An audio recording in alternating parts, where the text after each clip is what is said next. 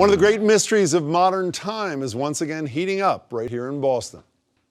The theft of 13 works of art from the Isabella Stewart Gardner Museum back in 1990, which is the largest art heist in world history.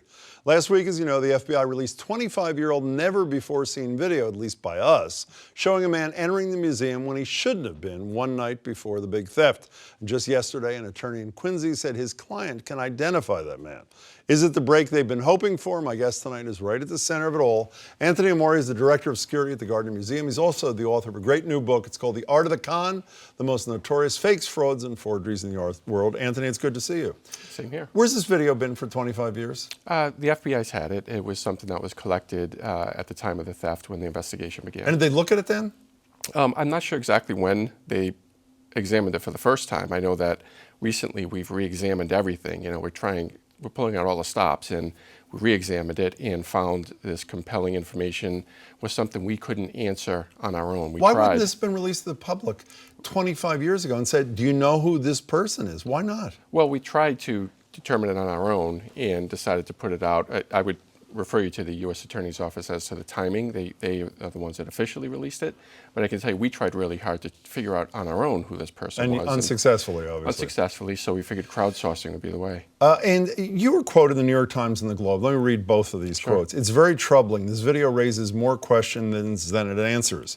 What you see in the video, this is you again, does not comport with what we have been told in the past. Let's work back. What does that mean? What does it not comport with? Well, it wasn't made clear to us from the beginning. Us, the people at the museum? Investigators. Okay. And I wasn't on the investigation from the beginning. Right, you've only been there 10 years. Yes, only. Yeah. But that someone had been let in without authorization. The night before. Prior, right. So anytime. So you hadn't even been told by the FBI, they knew? No, I don't mean by the FBI. By whom? I mean by the people that were in the museum that evening, the guard. Abbott.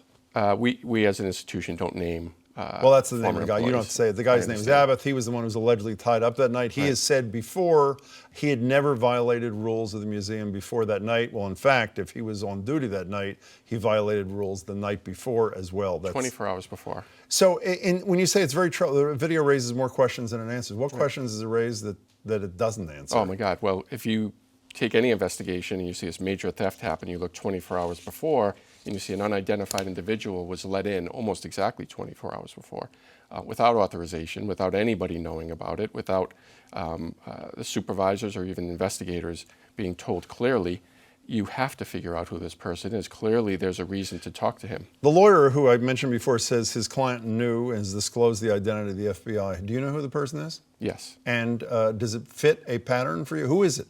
Well, I can't say who it is, but I would say it's compelling. But we've received a number of compelling leads. What's compelling about the video out? What's compelling about it?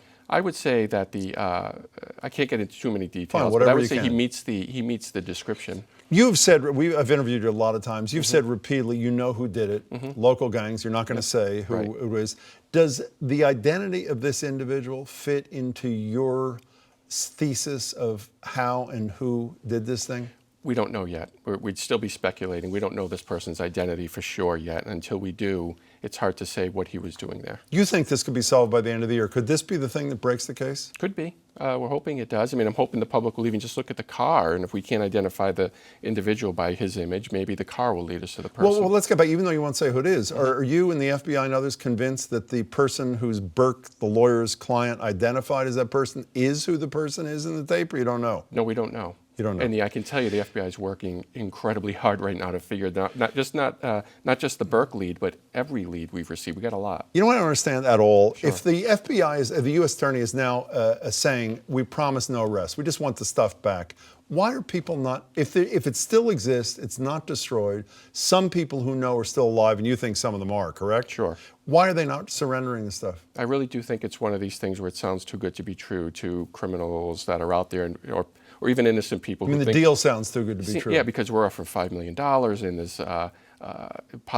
possibility of immunity and anonymity, and people think there's got to be a catch, and there is not. We're dying to pay this money, and we want the paintings back. Unfortunately, The Art of the Con, which is a great book, we're just getting short shrift here, but let me ask you, tell these great stories, one per chapter, about some of the great fakes, and I love the stories. But is there a common thread, Anthony, through all of these people who practice this, I was going to say art, the art of the con? Is there a common thread? There is. There's What a is common thread amongst the con men in that they come up with a clever backstory. That's the key, not the quality of the art as much as it is the clever backstory that the con man comes up with. And that gets coupled with the perfect storm where a person sees this piece of art that's bogus, but wants to believe so badly they found something special that they fall for the con. Is it safe to say that in virtually every museum in America there are fakes or forgeries on the wall? It's pretty hard for even the experts to know, correct? It's hard for the experts to know, but I don't believe there are any at the Gardner Museum, and that's the only one I can talk for. Well, what do you think about the other? I mean, you know the field, though. It's pretty likely that at all the great museums, maybe not yours, Right. there's something on the wall that was not done by the person whose name is scribbled Sure, on, Thomas right? Hoving said 40% of the art on the walls is bogus. 40%? Right, and I mean, that has to be high, but even if it's high by a factor of 20, that's still a lot of art. Get the guy, will you please? Get We the will. people. We'll get the paintings. Anthony Amore, thank you very much. And the paintings, that's right.